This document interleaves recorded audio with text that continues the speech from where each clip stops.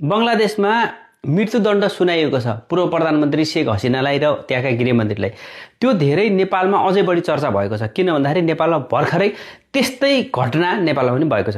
अब बंगलादेशको घटनाको कुरा गर्दाखेरि त्यहाँको अन्तर्राष्ट्रिय अदालतले उनलाई मृत्युदण्डको सजाय र गृहमन्त्रीलाई पनि दिएको छ। उनीहरू अहिले भारतमा छन् र किन दियो त भन्दाखेरि शेख हसिनाले प्लेनबाट अथवा हेलिकप्टरबाट ड्रोनबाट चाहिँ घातक हतियार प्रयोग गर्न आदेश दिएको भन्ने प्रुफ भएको भनेर उनलाई मृत्युदण्ड सुझाएको छ। 1 वर्ष अगाडि झन्डै 1400 जना भन्दा धेरै मान्छे मारेका थिइन् यो विद्यार्थीहरू। यो मारिसकेपछि उनलाई अहिले यो सुनाइएको, उनी अहिले भारतमा छन्। यसरी अब नेपालकै कुरा गरौँ।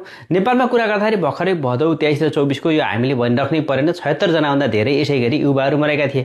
यहाँ के भन्छन् भन्दाखेरि लेखक ओलीले चाहिँ हामीले आदेशै दिएका थिएनौँ, हामीले केही पनि भनेकै होइन, आफै भएको गोली चलेको, के हसिनाले आदेश दिए कि हुन् कि त्यो पनि थाहा भएन। अनि अर्को थरीको विश्लेषण के छ भन्दाखेरि यो त अन्तर्राष्ट्रिय बंगलादेशको सजाय दिएको पनि यो चाहिँ विदेशीहरूको खेल हो पनि भन्दैछन्। नेपालको त विदेशीहरूको खेल हो, मान्छे उचाले बच्चाहरू यस्तो भयो त्यस्तो भयो हामीले दिएको होइनौँ भनेर पनि भनिएको छ। तर घटना उस्तै सेमै छ।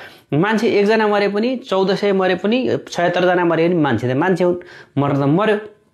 तर नेपालमा चाहिँ सजाय भन्दा पनि नैतिक जिम्मेवारी पनि लिने चलन पनि छैन। अझ स्पष्टीकरण एउटा सोध्नै खोज्दाखेरि पनि हामी दिँदैनौँ भनेर नेपालका शासकहरूले भनिरहेका छन्। हामीले आदेशै दिएका होइनौँ पनि भनिरहेका छन्। यो सबैले देखेका छौँ। तर हेरौँ, छानबिन समिति छ, त्यो छानबिन समितिले के निर्णय दिन्छ। अझै झन्डै 1 महिना यो छानबिन समितिको म्याद छ, त्यसपछि छिनाफाना हुन्छ के गर्ने र के नगर्ने भन्ने कुरा।